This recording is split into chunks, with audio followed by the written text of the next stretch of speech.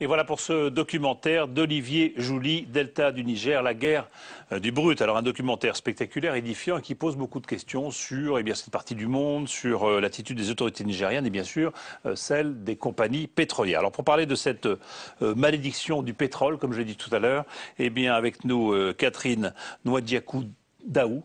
Vous êtes britannique, vous êtes d'origine du Nigeria bien sûr, et vous êtes surtout politologue et professeur à Oxford. Et vous connaissez particulièrement, vous êtes intéressé particulièrement à cette région du Delta? Oui, ça fait une quinzaine d'années que je travaille sur cette question, d'abord en tant qu'universitaire, mais aussi j'avais travaillé longtemps dans le contexte des ONG. C'est là où j'ai mis mes premiers pas dans le Delta du Niger. D'accord. En face de vous, Jacques Viers, vous êtes d'Amnesty International et vous êtes particulièrement spécialisé sur les grandes entreprises. C'est à ce titre-là que vous vous intéressez à ce qui se passe dans le Niger. Je suis responsable de la commission entreprise d'Amnesty International. Et puis Jean-Louis Chiansky, on vous connaît, président de l'Union française des industries pétrolières. Ne le prenez pas mal, mais vous allez représenter ici les méchants. J'ai l'habitude. Vous avez l'habitude. Parce que en voyant le sujet, je me dis tiens, c'est marrant parce qu'on a presque l'impression de vous considérer ou qu'on vous donne de vous une image un petit peu comme des dealers, comme des marchands de drogue, parce qu'en fait, oui, vous avez un produit qui est une cochonnerie, mais dont on ne peut pas se passer et qui vous rapporte beaucoup d'argent. C'est ce qu'on vous dit à chaque fois qu'on vous voit? Oui, non, pas à chaque fois, quand même, pas aussi fort que ça, mais bon. Mais sur ce qui se passe. Oui, non, mais on va en parler. Mais c'est pas de l'addiction à la drogue. C'est pas ça dont il s'agit.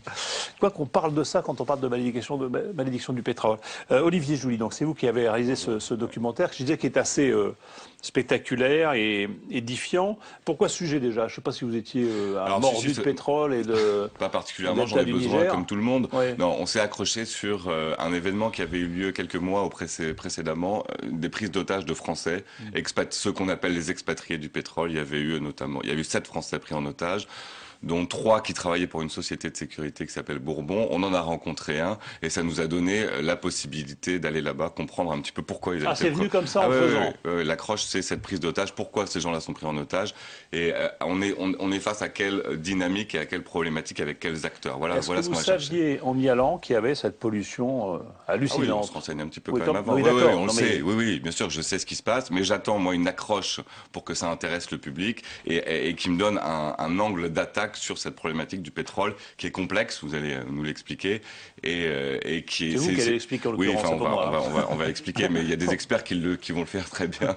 Bon. Moi, je vais vous raconter ce que j'ai vu. Alors, justement, vous avez vu avec difficulté, visiblement. C'était compliqué d'aller dans ces zones. Oui, c'est difficile d'aller dans ces zones parce que c'est difficile de s'approcher des infrastructures pétrolières dans cette région du monde. C'est pas difficile de se... Il y a une séquence, j'ai l'impression que vous approchez d'une espèce de monstre avec la gueule enflammée comme ça et que vous êtes caché dans l'herbe. Oui, alors, ça, pour s'approcher de là, c'est 15 jours de préparation. Il faut avoir des alliés, les villageois qui sont dans notre camp. Il faut une logistique incroyable pour contourner les barrages militaires parce que, en fait, schématiquement, toutes les installations pétrolières sont protégées par le GTF, la Joint Task Force, qui est l'armée nigériane et qui travaille en bisbille avec les compagnies pétrolières. En concertation, on va dire. En concertation, pardon, avec les compagnies pétrolières. Et cette GTF ayant énormément de mal à donner des autorisations, donc nous, on n'a pas obtenu ces autorisations. Donc il a fallu, à chaque fois qu'on s'approche d'un village qui est à proximité des installations qui nous intéressent, pour comprendre à la fois comment fonctionnent ces installations et comment vivent ces gens, contourner et pourquoi sont-elles autant protégées, ces installations? Parce qu'elles font l'objet d'attaques récurrentes? Oui, alors il y a les attaques. Alors il y a les attaques effectivement de pipeline, ça on en parlera. Mais il y a aussi, à mon sens, un vœu et un souhait de pas trop laisser les journalistes s'en approcher. C'est clair et net. On déploie pas l'armée pour empêcher les gens d'approcher quand même. Pas seulement. Bon. Mais ça permet aussi à ce que les journalistes et les ONG s'approchent pas trop de ces installations. Bon, qu'est-ce qui vous a surpris le plus en arrivant là-dedans? Dans cette région, il faut peut-être la définir d'ailleurs. Elle est grande comment? C'est grand comment ce delta du Niger? C'est immense quand même, non? Comme région de production. En termes de superficie, ça représente... Une demi-France? 70 000 km². Ça fait quoi ça? Ça fait, voilà, l'Écosse. Bon, ça me donne une petite idée, ou une demi-France, ou un quart de France? À peu près ça. Voilà, et puis il faut imaginer des mangroves, des canaux, on appelle ça des criques. C'est veiné d'eau, Et avec les installations pétrolières qui sont... Total vous emmène en offshore assez loin, à 150 km Ouais, combien de c'est la ça. côte, Ouais. mais il y a beaucoup d'installations qui sont dans la forêt, qui Nous sont en est dans le aussi en delta. onshore, hein. Donc on a été à Obité au Bagui, qui est un des gros centres de Total onshore, qui est au centre du delta, et offshore effectivement. Mais c'est disséminé dans la jungle. Les images aériennes qu'on arrive à filmer montrent justement à quel point les installations sont disséminées et invisibles quand on est à terre. C'est pour ça que les images aériennes sont très importantes. Bon, et on a un peu l'impression, parce que vous avez été reçu par Total quand même, mais Oui. oui, qui vous ont reçu Oui, quand même, très avec bien, difficulté, oui, mais avec- qui vous ont reçu Oui, bien. mais ça a été l'objet d'une longue discussion, de longues négociations, mais c'est normal. Mais si je peux me permettre une critique, on a un peu l'impression que vous leur posez pas vraiment les questions qu'on aimerait leur entendre poser. Après ce qu'on vient de voir, sur la pollution, sur toutes les compromissions qu'il y a, sur la corruption, Alors, il y a- sur leur comportement à elles, on l'entend pas ça. On a eu des discussions au préalable de ce tournage et il y a des réponses qui nous ont, a priori, dit qu'ils ne donneraient pas. Ah, Toutes les problématiques qui concernent notamment la sécurité, ils n'en parlent pas parce que c'est hyper sensible. Les problématiques qui concernent le contraste qu'il y a entre les conditions de vie d'expatriés sur place, là on va en parler parce que ça se voit un petit peu dans le film, et les villageois autour, et la corruption parce que ça les met complètement en porte-à-faux par rapport au gouvernement nigérian. Et il y a une compétition mortelle de ces compagnies pour avoir les faveurs du Nigeria. Vous allez me dire si je me trompe. Le moindre faux pas peut avoir des conséquences dramatiques. Les enjeux sont tels qu'ils ne peuvent pas se permettre d'aborder ces sujets-là devant des journalistes. bon, donc. Voilà pourquoi on n'a pas toutes les réponses qu'on souhaiterait avoir. Bon, je quand pense qu'on on est sur presque un place. peu déçus hein, devant Oui, moi l'énormité aussi, de ce qu'on a j'étais vu déçu, avant, bien on est sûr. presque déçus après. Quand on est enfin dans le sein des seins, on se dit tiens, non Ouais, Quelle impression vous avez eue, vous Je crois que la position de Total est assez particulière quand même, hein. Total n'est pas Shell. Total, la plupart de ses investissements sont offshore. C'est assez récemment qu'ils ont élargi en fait sur le onshore. Et le risque et la vulnérabilité des compagnies n'est pas pareil. Voilà, si on est onshore ou offshore. Offshore, par définition, bon, on n'est À pas vraiment savoir, appliqué et donc, imbriqué dans le pays, beaucoup tout moins à en tout fait. cas. Non, non, pas imbriqué au même niveau, au même titre que Shell, qui est le plus grand opérateur hein, parmi les multinationales. Donc, ça me surprend pas autant que ça que Total, le bruit qui court autour de Shell hein, au Nigeria n'est pas le même que pour Total.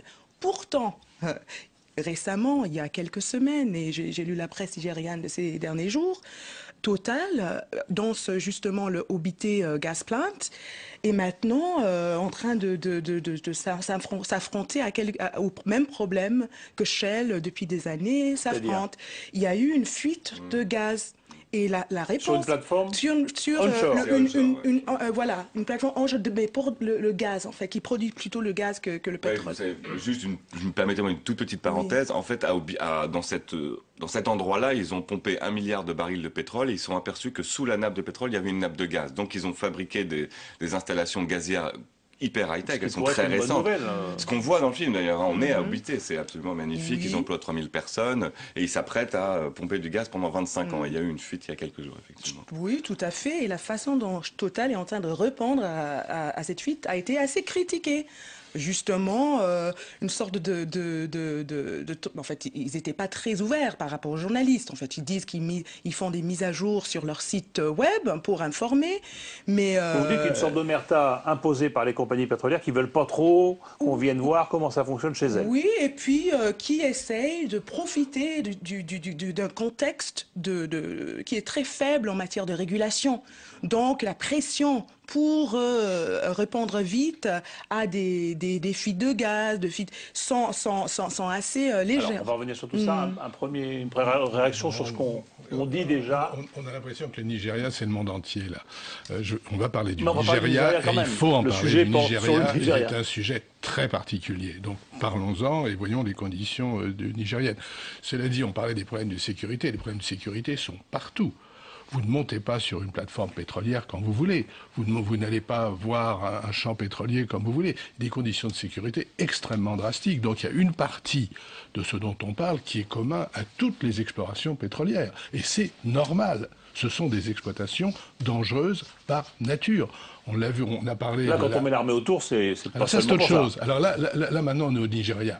On a vu l'autre jour une fuite de gaz en mer du Nord et ça a compliqué. été très compliqué. Là, il y a une fuite de gaz gaz effectivement sur un champ nigérian que Total est arrêté d'ailleurs parce que ça s'arrête, on ne prend pas de risque. Mais effectivement, ça c'est commun partout. Il y a des dizaines de milliers de plateformes dans le monde. Par contre, là, il y a une situation particulière qui est très spécifique en quelque sorte, qui est la sécurité de l'environnement, qui est le fait que le Nigeria, c'est un pays extrêmement difficile, très particulier. Parce que ces petites guérillas un peu partout, parce que ces attaques, parce que tout ça. Parce que le gouvernement nigérian, parce que la gouvernance au Nigeria, parce que tout ce qu'il y a autour du Nigeria. Comme vous faisiez très justement la différence entre les plateformes offshore et onshore, ça représente vraiment cette réalité. Offshore, on est loin du milieu, en quelque sorte, des troubles, de la guérilla, etc. Donc on opère à peu près comme partout. Par contre, dès qu'on est onshore, on est dans un environnement spécial. Jacques Viers, première réaction sur ce film, avant de revenir un petit peu dans le détail sur les choses. Peut-être d'abord, pourquoi est-ce que nous, Amnesty International, nous nous intéressons à cette question-là? Parce que finalement, on se demande pourquoi nous, Amnesty, qui défendons, qui luttons contre la peine de mort, qui luttons contre les prisonniers d'opinion, etc., pourquoi on s'intéresse à ça? Bonne question. Je ne me suis pas posé, mais c'est une bonne question. Parce que nous constatons, nous, une violation des droits économiques et sociaux de ces populations-là. Depuis 50 ans, et c'est la plus grande pollution pétrolière terrestre qui ait jamais eu lieu dans l'histoire du pétrole. Et depuis 50 ans, il y a l'équivalent de ce qui s'est passé, par exemple, de 2 fois ce qui s'est passé par la plateforme de Deepwater Horizon. La plateforme Deepwater Horizon dans le golfe du Mexique, c'est 5 millions de barils. Dans le film, la comparaison qui est faite, c'est l'Exxon Valdez dans l'Alaska, et c'est un Exxon Valdez par an. Voilà, c'est ce qu'on dit. Là, d'après les études indépendantes, mais il n'y en a pas beaucoup, parce que Shell garde ça comme le trésor de Fort Knox, il y aurait 9 à 13 millions de barils depuis 50 ans qui seraient déversés dans le delta du Niger. Alors, donc c'est 2 fois... Donc une pollution énorme qui empêche les gens de vivre, tout simplement, de leurs ressources. Ils dépendent à 60% des ressources naturelles, ces gens-là. Donc ils ne peuvent plus ni pêcher, ni boire l'eau qui est polluée. Ils ne peuvent plus vivre, quoi. Voilà. Alors, justement, je vous propose de revoir tout de suite un premier petit extrait du documentaire d'Olivier Jouly sur justement cette pollution qui est quand même incroyablement visuelle pour le coup. L'environnement parle de lui-même. Le delta du Niger est l'environnement le plus pollué au monde. Ceci est un très bon exemple. Ici, le feu ne s'est pas encore éteint. Cette rivière était une source d'eau potable avant d'être polluée. C'est l'accumulation de fuites qui dégrade l'environnement. Voilà, on va essayer peut-être de décrire ce qui se passe dans ce delta, de ce point de vue-là. Catherine Nouadjiakou-Daou, qu'est-ce qui se passe? Est-ce que ça, c'est toujours ça? On disait un Exxon Valdez par an. Quelle est l'origine de cette pollution qui se répand dans tout ce delta? C'est une question très contestée au Nigeria actuellement. Hein. Mais je tiens à évoquer le rapport du PNUE, des Nations Unies, de l'ONU, l'année dernière. Qui a fait un rapport sur l'ensemble du delta ou sur le sud-est d'une région spécifique, hein? Sur le Ogoniland, mais quand même... La région d'Ogoni. La région d'Ogoni, en fait, où la lutte des populations pour justement faire en sorte que leurs droits socio-économiques et environnementaux soient respectés a commencé, en fait, avec Ken Saro-Wiwa dans les années 90.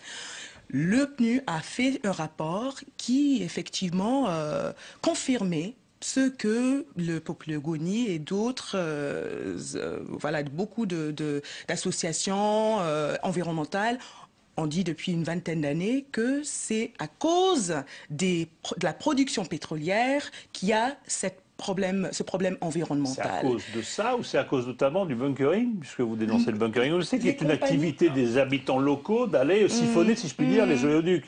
Le bunkering, à savoir le vol de pétrole pour une raffinerie local ou bien pour l'exportation, on va en parler peut-être tout à l'heure, est ciblé par les compagnies pétrolières comme étant la cause responsable d'une grande partie des problèmes environnementaux. Mais à mon avis, en fait, c'est une façon de fuir une responsabilité énorme que les Nations Unies ont confirmé, qu'une bonne partie des problèmes viennent des compagnies. Parce que c'est pas l'intérêt des compagnies pétrolières de mettre du pétrole partout dans la nature. pourquoi ils le feraient? Parce ils entretiendraient pas leur réseau d'oléoducs comme il faudrait, etc. Pourquoi? C'est confirmé que partout dans le delta, il y a une architecture d'oléoducs qui est très ancienne. Et il y a un travail de remise à jour, de rénovation qui est fait progressivement. Mais pas suffisamment. Donc, un grand problème de fuite vient du fait que les installations sont pourries. Ça fuit partout. Voilà, ça fuit partout. Et en plus, dans un contexte de régulation très faible, il y a une sorte d'impunité dont jouissent les compagnies de la part de l'État ou de la province qui ne jouerait pas son rôle de ce point de vue-là. On va parler après. Mais Monsieur Chilansky, là-dessus, on ne comprend pas. Moi, je ne comprends pas comment des compagnies pétrolières peuvent à ce point-là polluer l'environnement dans lequel elles se trouvent. Écoutez, je crois qu'au niveau de l'extraction de pétrole, je ne vois pas pourquoi l'extraction de pétrole serait différente au Nigeria qu'elle n'est dans les autres pays. Moi non plus, mais qu'est-ce qu'on voit là? Et ça n'est pas au niveau de l'extraction de pétrole que ça se passe. C'est certain. Enfin, je connais pas le sujet de façon aussi détaillée que vous, mais c'est entre le puits, au moment où on extrait le pétrole, et qui est une opération très sûre et en tous les cas extrêmement contrôlée, et les dépôts ou les raffineries, qu'il y a à ce moment-là soit des fuites, soit des vols, soit quelque chose qui... Sabotage, ou une insécurité qui fait qu'on ne peut pas intervenir, ou que je connais pas... On ne pourrait pas faire la maintenance comme il faudrait parce que ça ne serait pas sûr comme région. Bien sûr, et puis c'est vrai aussi que probablement le système d'oléoduc n'est peut-être pas aux normes, mais ça n'est pas au niveau de l'exploitation de pétrole que ça se passe. Ça, je peux vous le confirmer. Il n'y a aucune raison, absolument aucune raison, pour qu'on ait une exploitation. Non, c'est dit nulle part, que ce soit au niveau de l'exploitation. On parle des transports. Oui, non, mais là, je viens du ensemble. Là, en de toute façon, c'est là. Donc, oui, on le voit. C'est indéniable. Dans cet exemple-là, j'ai pas la réponse dans cet exemple précis. Soit il y a eu effectivement une fuite due à la vétusté des installations, c'est une des possibilités, ou alors le sabotage. Ça, c'est très important parce que les populations locales qui vivent autour de ces endroits sont en charge, en cas de ce genre de fuite, avec leurs équipes techniques, de réparer. Donc, elles ont aussi intérêt, et ça va plutôt dans le sens des compagnies pétrolières, à saboter pour réparer. Et oui, c'est ça aussi. C'est le qui provoque la panne. Exactement. Et dans ce cas-là, je soupçonne quand même.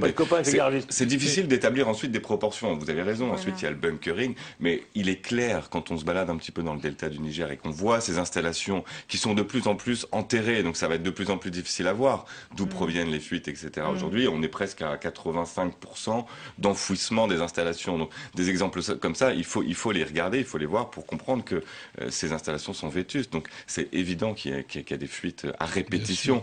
Maurice Alagoa, qui est le président des Amis de la Terre, dit c'est l'accumulation qui provoque des paysages comme on voit là. Effectivement, il a raison, c'est l'accumulation. La faute à qui alors? D'après vous, d'après vos études à l'Institut national, puisque vous êtes allé enquêter dans le même endroit. Nous avons fait beaucoup de rapports sur le delta du Niger.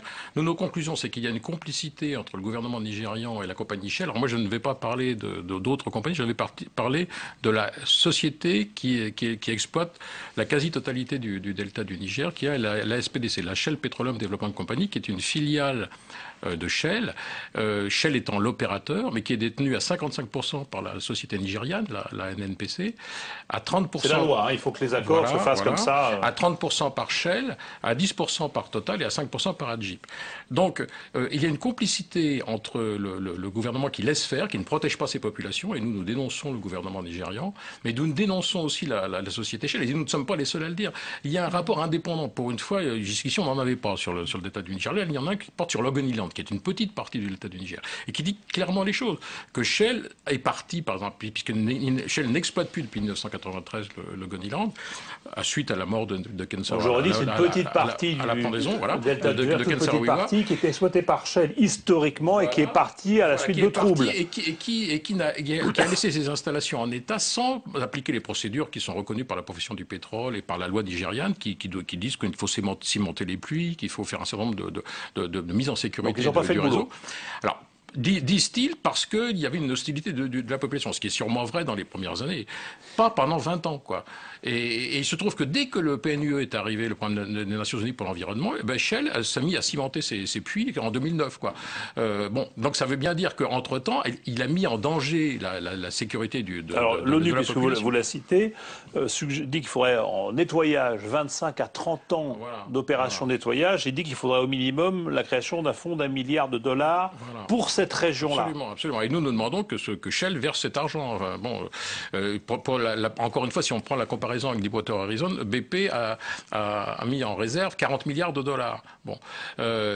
Comme c'est 2 fois la pollution de Deepwater Horizon, on imagine la somme qu'il faut mettre, quoi. Donc pour l'instant, rien n'est fait. C'est-à-dire que le rapport du PNUE, au départ, nous pensions que Shell allait le mettre en œuvre, et puis finalement, ils sont en train d'étudier, de tergiverser, si j'ose dire, et pour l'instant, rien n'est fait, quoi. Bon, donc on a une région qui est excessivement polluée. Je crois que vous êtes beaucoup penché sur la question autour de la ville de Bordeaux, hein, parce qu'il y a eu là 2 accidents, 2 fuites. Il y a eu 2 fuites à Bordeaux. Nous avons fait un rapport sur cette question-là. C'est toujours dans la même région, hein. Voilà. Donc Shell, pareil, a parlé de sabotage. Alors Shell prétend que tout est sabotage. Il y a des sabotages, c'est incontestable. Mais il n'y a pas que des sabotages, quoi. Et donc Shell a reconnu pour une part, puis il est revenu sur la question et avait indemnisé la population en leur rapportant 50 sacs de riz, 50 sacs de haricots, etc. C'est quand même pas très sérieux. Et dès qu'une communauté a eu accès à la justice dans un pays du Nord, c'est-à-dire qu'à la Haute Cour de justice de Londres, celle-ci s'est déclarée compétente pour une plainte collective, eh bien Shell finalement a dit si, nous reconnaissons notre responsabilité. Alors ça, il faut le préciser. Et a engagé une négociation avec la communauté pour éviter le jugement. Justement. En ce moment, il y a une plainte qui a été déposée devant un tribunal de Londres par 11 000 habitants de cette région et de cette ville, et aussitôt, donc effectivement, le ton a changé. Et on négocie autour de 400 millions de dollars. Quoi. Bon, on n'est plus au sac de riz, là. Oui, c'est ça la réalité des choses, parce que, comme je tenais à dire tout à l'heure, au Nigeria même, c'est très difficile pour ces populations d'avoir recours à la justice. Non seulement il y a des lenteurs, mais le coût. Donc il y a une asymétrie énorme qui fait en sorte que un jugement comme ça n'aurait jamais pu voir le jour, au moins de la même manière qu'à Londres. Donc pour obtenir le droit, pour faire valoir ses droits, il vaut mieux aller actuellement à Londres que dans la capitale du Nigeria. Ça a eu des résultats massifs, énormes. Mais la façon dont la plupart des gens qui n'ont pas cette possibilité réagissent maintenant, c'est soit par le bunkering, soit par... on a parlé tout à l'heure de la lutte armée, en fait, des milices partout. En fait, on a un peu... La plupart ont rendu les armes. Hein. Ils ont rendu les armes, mais je tiens quand même à préciser que il y a eu une amnistie en 2009. Et justement, la raison pour laquelle le GTF, le Joint Task Force, l'armée est là, c'était justement parce qu'entre 2003 et 2009, il y avait une espèce de lutte armée dans le delta du Niger. Puisque vous parlez du GTF, voyons un petit peu comment des gens qui font du bunkering, justement, ou qui font de l'exploitation sauvage, parlent du rôle de l'armée dans ces opérations-là. La GTF est partout. Et si les gens de la communauté les croisent, ils prennent leur part et s'en vont. C'est ce que je vous explique. Si la GTF voulait vraiment faire cesser le bunkering, vous savez bien qu'elle le pourrait. Vous le savez. Mais ils sont cupides. Ils sont partie prenante du business. L'armée vient, elle prend sa part et elle s'en va en disant que le pétrole appartient à tout le monde. N'oubliez pas que nous avons d'autres ressources, des noix de coco, des arachides, et nous pouvons gagner de l'argent avec ça.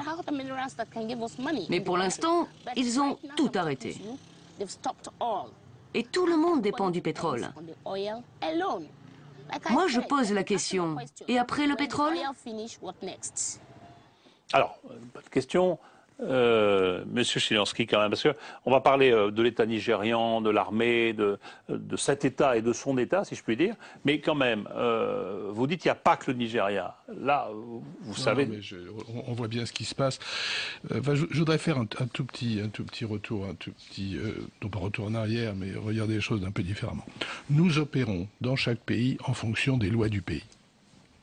Nous opérons dans chaque pays en fonction des accords qu'il y a entre les compagnies et l'autorisation d'exploitation. C'est comme ça que ça se passe. Et c'est comme ça que ça se passe dans tous les pays du monde.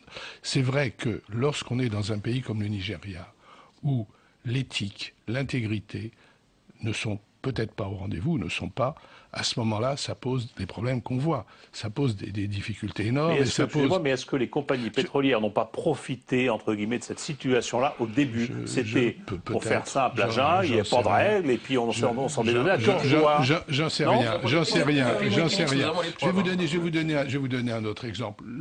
L'autre partie du monde à laquelle je pensais avant de venir vous voir, la Norvège. Oui, non, mais, il y a des règles en Norvège.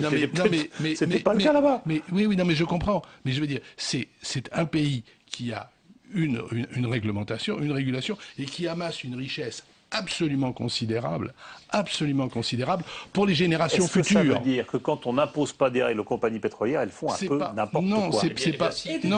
Malheureusement, si. Malheureusement, depuis un petit moment, ont avoué que on peut pas se cacher derrière il n'y a pas de règles dans le pays et c'est pas notre faute. Non. Depuis l'événement de Ken Saro-Wiwa, c'était très marquant. Le Ken Saro-Wiwa en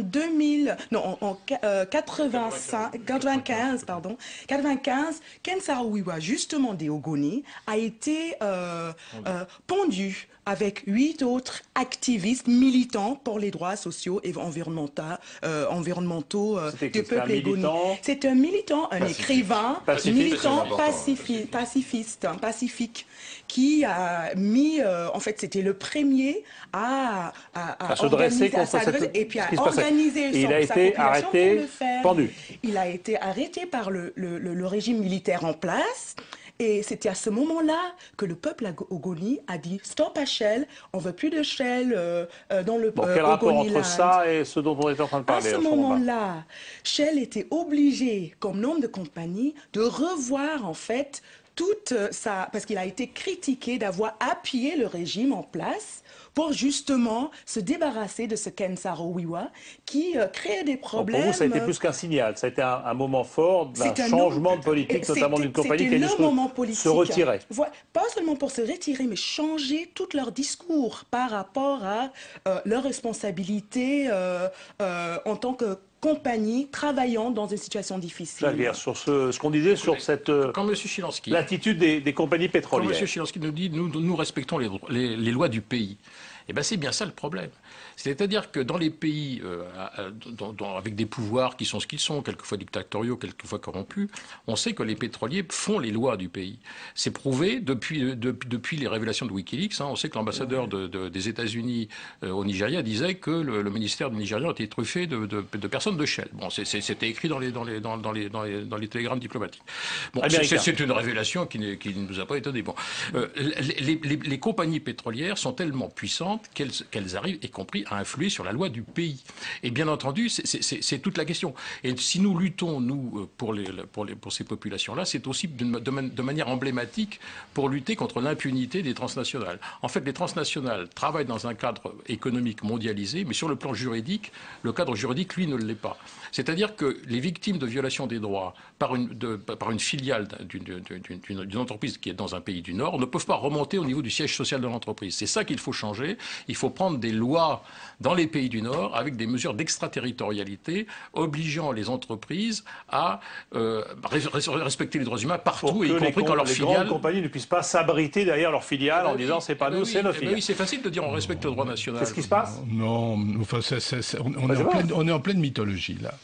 Comme si c'était les compagnies qui faisaient le gouvernement des pays. Ça n'est tout simplement... Mais ça s'est vu notamment en Afrique, il ne faut citer personne. Regardez l'Angola, regardez le Ghana, ça ne se passe pas du tout de la même façon que ça se passe au Nigeria. On est en train de prendre un cas particulier épouvantable, et je regrette, déplore tout ce qu'on veut, et on est en train d'en faire une généralité. Ça n'est pas le cas. Quand on dit, à une époque donnée, c'était un petit peu ça quand même. Excusez-moi. Si on repasse 30 ans en arrière, peut-être. Mais quand on dit que les compagnies ne respectent pas, elles ont les mêmes règles de sécurité partout dans le monde. partout dans le monde. Ensuite, on ne peut pas faire la police, on ne peut pas faire l'armée, on ne peut pas assurer la sécurité, on ne peut pas faire en sorte qu'il y ait des gens qui fassent du sabotage pour réparer, reprendre du produit, etc. Et ça pose des problèmes extrêmement difficiles. Mais pourquoi, sous prétexte qu'il n'y ait pas de règles dans un pays donné, pourquoi est-ce que vous n'appliqueriez pas vous-même votre propre éthique? On applique nos propres règles de sécurité. Quand je parle d'exploration et production, quand je parle de production, les règles de sécurité de production au Nigeria sont les mêmes règles de sécurité qu'on a partout dans le monde. Sauf que vous les appliquez en Norvège et vous ne les appliquez pas au Nigeria. C'est ce que dit le programme. Les règles de sécurité sont les mêmes. C'est ce que dit oui. En théorie. Mais vous ne les appliquez pas. Non. Le programme des Nations Unies pour l'environnement dit ça, il le dit. Pas au niveau des règles de sécurité. Mais si, pour avouer ça. Justement, en 2003, Shell a commandité un rapport. Mais c'est important parce que Shell est visiblement au cœur du dossier.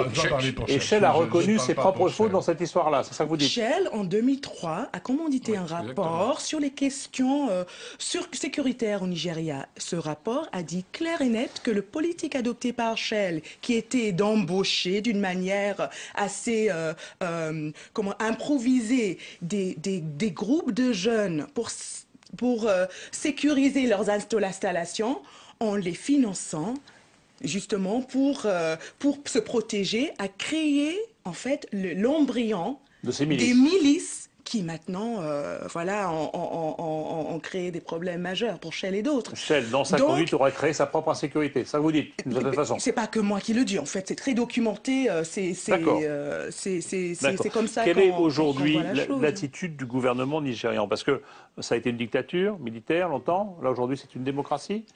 C'est un régime civil, disons, un régime civil depuis 1999, où le régime militaire a cédé le pouvoir aux civils. Mais en 2011, c'était la première fois qu'on a connu vraiment des élections plutôt libres, dignes de ce nom. Bon, mais est-ce que ça veut dire qu'aujourd'hui, il y a une reprise en main des choses, les règles sont plus appliquées, il y en a, les compagnies et les liens qu'on a avec elles sont plus... On le voit bien, ça paraît clair sur les images. Le gouvernement nigérian, ils font rien, ils encaissent, c'est tout, quoi.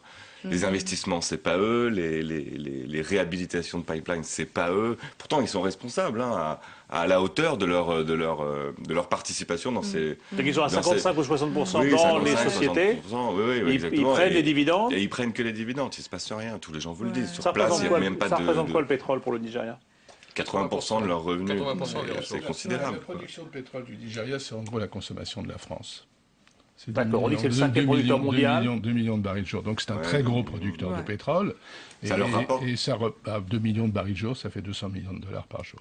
Alors, 50 milliards par an. Depuis 10 ans, les pétroliers ont déversé entre 600 et 1000 milliards de dollars au Nigeria. De royalties, de dividendes. Voilà. Qu'est-ce qui s'est passé? 60% de la population vit avec moins de 2 dollars par jour. L'espérance de vie des populations de l'État du Niger a baissé. Voilà le résultat. Donc il y a une complicité entre le gouvernement nigérian et les compagnies pétrolières. Le ministère du pétrole nigérian est à la fois chargé de faire produire le pétrole et de contrôler les opérateurs. Ce qui fait que les populations se trouvent face aux compagnies pétrolières et discutent d'égal à égal. Voilà. Justement, vous faites la transition vous-même. Allons voir un retour au film sur ce qu'on dit de ce qu'a été la répartition de cette manne pétrolière. Selon les statistiques, les revenus générés par le pétrole dans le delta du Niger bénéficient à 1%, peut-être jusqu'à 5% de la population du delta. Les gens d'ici peuvent voir l'argent du pétrole à Abuja. Le Nigeria a construit une belle capitale fédérale, bien tape à l'œil. Elle a poussé en à peine 15 années. Elle a été construite avec l'argent du pétrole. Mais vous pouvez aussi voir quelques individus très très riches. Des milliardaires nigérians. Toujours l'argent du pétrole. Quelques politiciens, officiels du gouvernement, très très riches. Encore l'argent du pétrole. Alors, beaucoup d'argent le pétrole. Jean-Luc Sturski, vous disiez, il n'y a pas que le Nigeria, certes. Mais quand on parle de malédiction du pétrole, est-ce que ça existe et en quoi ça consiste? Je ne comprends pas le mot. Vous faites semblant de ne pas comprendre le mot. Non, mais je comprends ce que vous voulez dire. Mais le pétrole est une richesse. Le pétrole représente aujourd'hui une des richesses majeures de la planète. Et par conséquent, effectivement, le problème, c'est de faire en sorte que les pays dans lesquels il y a une ressource bénéficient d'une partie de cette richesse. Et le second problème, c'est que cette richesse ensuite soit répartie dans la population qui possède le sous-sol minier. C'est ça, c'est pas une malédiction, c'est un problème de gouvernance. Et quand il n'y a pas de gouvernance, quand les choses se passent comme on les voit là, ben effectivement, il y a des dérives épouvantables. Mais il y a bien d'autres pays, enfin la majorité des pays, dans lesquels cette richesse... Est-ce que tous les pays ne sont pas passés par là, quand effectivement ils avaient des problèmes de gouvernance, par cette période de corruption, d'inégalité dans la répartition des richesses, enfin, etc. etc. Et de gens qui donc n'évoluent pas d'autres ressources qu'on laisse de côté parce que justement on est adossé à cette rente facile du pétrole. Il y a un peu de ça. Il y a aussi le fait que le Nigeria est un pays, d'après ce que je comprends, très compliqué, où il y a une insécurité énorme, latente, et donc la mise en place... La sécurité, c'est un peu l'histoire de l'œuf et de la poule. L'insécurité, elle est provoquée aussi par les dispositions de sécurité, justement, de ces compagnies. Écoutez, il y a un extrait dans le film, moi, qui me frappe, c'est quand le responsable de Total parle de son ressentiment par rapport à la population. Et il nous dit, ça fait 50 ans qu'on vit avec les gens, donc à proximité d'Obagui et de Bité, on a l'impression d'avoir des bons rapports. Il faut quand même pas avoir fait Polytechnique, aller là-bas et comprendre que ça se passe très très très très mal. Et la malédiction, moi, mon sens, c'est que ça va de plus en plus mal, quoi. Ça ne s'améliore pas au fil du temps, c'est pas l'impression que j'ai eue du tout, moi. Non seulement ça s'améliore pas, mais la prise de conscience en fait des populations fait en sorte que il va y avoir de plus en plus de contestations pour forcer et de ressentiment par rapport à ce qui se passe. C'est clair et net, mais c'est encore plus compliqué, je trouve. Il y a certainement des problèmes de gouvernance, mais là, ce qui s'est passé, c'est que depuis 20 ans, les populations, à la suite du travail de Ken Saro-Wiwa, il y a eu une sorte de soulèvement populaire dans la région pétrolière. Et récemment, en 2010-2011, c'est quelqu'un du Delta, Président Goodluck Jonathan, président, qui, de la population majoritaire ethniquement au Delta, les Ijaw, qui est à la présidence maintenant, qui a été élu. D'abord, il a pris le pouvoir suite au décès de Yaradua, l'ancien, quelqu'un du Nord, et maintenant c'est quelqu'un du Delta. Nord-Sud, il faut le préciser, le Nord est plutôt musulman, le Sud est plutôt chrétien. Ouais, on n'a pas trop ça se rajoute aussi. Oui, il y a des questions d'ethnie, il y a des questions... Ouais, il y a beaucoup de questions, donc tous les contextes, c'est toujours compliqué, c'est vrai. Ouais. Pourtant, au Nigeria, il faut préciser que depuis les indépendances en 60, c'était surtout les gens du Nord qui ont dirigé le pays. Donc il y avait une opposition assez facile entre le Nord qui avait le pouvoir et le Sud qui avait le pétrole et l'argent, pour faire simple. Oui. Un petit peu. Oui. Et que maintenant que le président soit issu du Sud, ça peut simplifier un petit peu les choses. Pourrait potentiellement, moi le problème en fait c'est tout récent, mais comme c'est la première fois et c'est vraiment ça a été une des causes majeures, des revendications majeures de ces soulèvements populaires, il y a beaucoup d'attentes encore, toujours, parce qu'il y a tout un monde des anciennes milices maintenant qui sont au pouvoir. Autour de Jonathan. Et vous pensez que la répartition de cet argent pourrait se faire un peu mieux maintenant? Voilà, la plupart des gens du Delta vivent toujours la même réalité, les militaires partout, les problèmes socio-environnementaux, politiques, etc. Avant, par le passé, si je vous ai bien compris, la rente pétrolière était un petit peu captée par les gens du Nord. C'est qui avaient le pouvoir. Maintenant, c'est plus dispersé. Alors, sur cette malédiction du pétrole. Je voudrais dire un mot quand même sur la malédiction du pétrole, en élargissant à la malédiction des industries extractives, c'est-à-dire les industries aussi qui extraient du minerai. 30% des violations des droits de l'homme commises par les entreprises sont commises par le secteur extractif. Parce que c'est un secteur... Pétrole ou autre chose. Voilà, pétrole ou minerai. Parce que c'est un secteur à fort impact sur les ressources naturelles et sur les populations, avec souvent des milices qui protègent les installations, dans des endroits un peu compliqués, etc. Voilà la situation. La Banque mondiale dit qu'une majorité des pays qui sont producteurs de minerais, de minéraux, pétrole, gaz ou minerais, sont aussi les plus endettés et les plus pauvres. Bizarre quand même, bizarre. Donc les bienfaits apportés par l'industrie extractive à ces populations-là... Pourquoi ces pays qui seraient riches de matières premières serait pauvre. Eh ben, je vous pose la question. Si on prend le cas du Nigeria, on voit bien que l'argent s'évapore quelque part, mais ne bénéficie pas aux populations locales. Donc cet argent va quelque part, mais parce qu'argent trop vite gagné, comme dirait ma grand-mère, et qu'après on dilapide. Parce qu'il y a justement cette complicité entre des gouvernements souvent corrompus et des compagnies pétrolières ou toute industrie extractive qui extraient le minerai et qui détournent l'argent. De toute façon, en exploitant le pétrole qui alimente un système de corruption, ils sont forcément responsables. Intrinsèquement, on peut pas échapper à ça, c'est un fait. C'est un fait. Jean-Louis Chilansky, parce que vous êtes un petit peu... C'est pas la malédiction du pétrole, c'est la malédiction de la mauvaise gestion du revenu.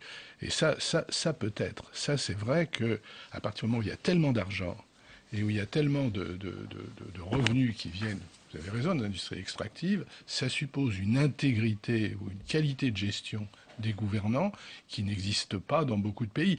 Il y a une initiative qui a été formée par les industries extractives précisément pour avoir une association éthique avec des règles de fonctionnement, c'est-à-dire de s'imposer soi-même des règles de fonctionnement. Mais c'est un sujet vraiment, vraiment difficile. Bon, mais c'est pas l'industrie elle-même qui est porteuse de corruption. C'est pas l'industrie, évidemment. C'est un peu ce qu'on a l'impression de voir, quand même. Évidemment. C'est une économie politique réelle.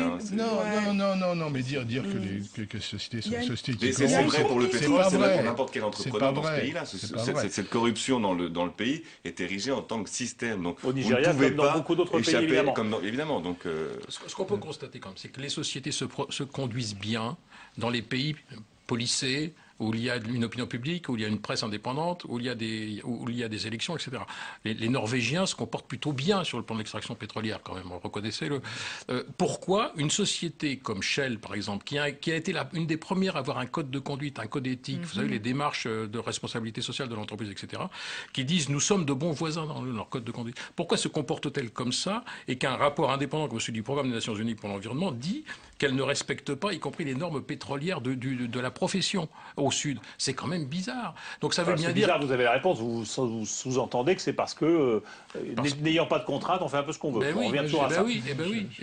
Alors, on aura compris l'histoire. Un mot quand même, parce qu'on n'est pas loin de la fin des choses. Vous nous annoncez quoi sur le pétrole, à part la fin du pétrole dans les années qui viennent?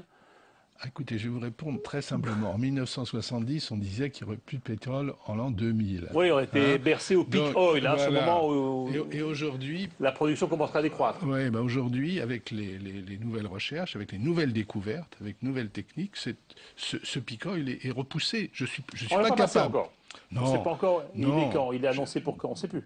Je ne suis pas capable aujourd'hui de vous dire ça parce que la technologie est en marche et donc on trouve aujourd'hui du pétrole là où on n'en trouvait pas. On trouve plus de pétrole qu'on en trouvait avant et donc aujourd'hui, enfin je ne veux pas dire bien sûr qu'un jour ça s'arrêtera, mais c'est dans plusieurs dizaines d'années. C'est beaucoup plus loin. Repoussé. Et vous disiez avant de commencer l'émission qu'en Guyane, on cherchait du pétrole, on avait l'espoir d'en trouver, c'est ça? Ça, c'est la bonne nouvelle pour la France. C'est pas la bonne nouvelle pour la forêt guyanaise. C'est la bonne nouvelle pour la France. C'est la bonne nouvelle. Je vais vous donner un chiffre. Donc, d'abord, c'est offshore. Donc, c'est une découverte offshore. Si on trouve en Guyane ce qu'il y a dans le champ symétrique au Ghana, parce que c'est les deux parties de la faille atlantique, on pourrait avoir jusqu'à 120 000 barils jour de pétrole en Guyane, c'est-à-dire l'équivalent de 5 milliards de dollars par an de revenus. Voilà la Guyane, c'est la France. Voilà l'enjeu.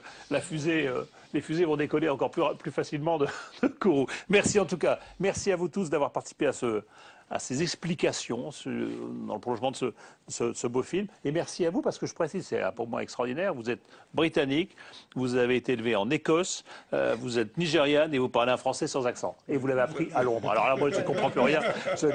Les Nigérians sont très forts. C'est un miracle, voilà. Merci beaucoup. Merci à Aurélie Dafas qui a préparé l'émission. Je vous rappelle notre adresse Internet et je vous dis que la prochaine fois, on se retrouve pour parler de la Syrie. Là, c'est plus le pétrole, c'est plus grave que ça.